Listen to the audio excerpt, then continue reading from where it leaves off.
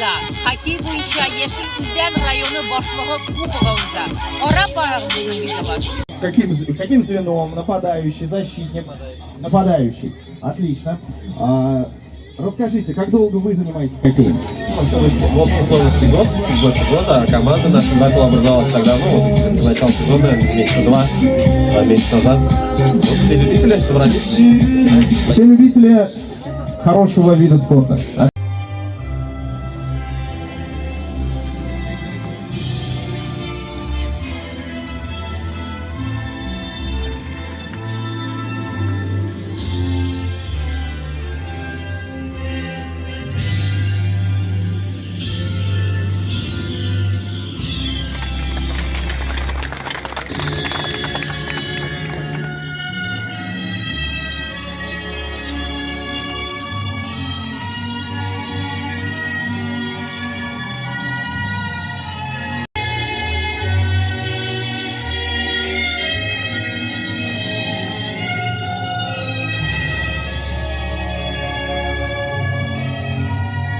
Турнир по хоккею на Кубок главы района.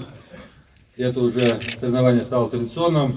И с каждым годом мы будем все больше уделять внимание этому турниру и расширять его границы. Я хочу сказать спасибо командам, 6 команд, спасибо нашим соседям, городу Волжск, ребята вам за то, что вы с нами приехали. В целом у нас граница достаточно условная между Донецком и Волжском. Я хочу, чтобы интеграция в нашей работе и в спорте, и в экономике было как можно больше, чтобы мы друг друга дополняли. Сейчас это будет фирменное. Ладно, хорошо. Так, давайте. Так, как мы делаем? Как да, вот так все одновременно. Вот так. И я опускаю, да? Сейчас командаем на счет. Раз, два, три. Бросаем. Есть. Игорь!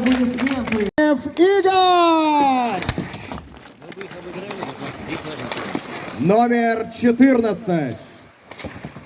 Мы стали проводить в прошлом году, и в этом году у нас второй, и уже традиционный Кубок главы по хоккею с шайбой на открытом льду.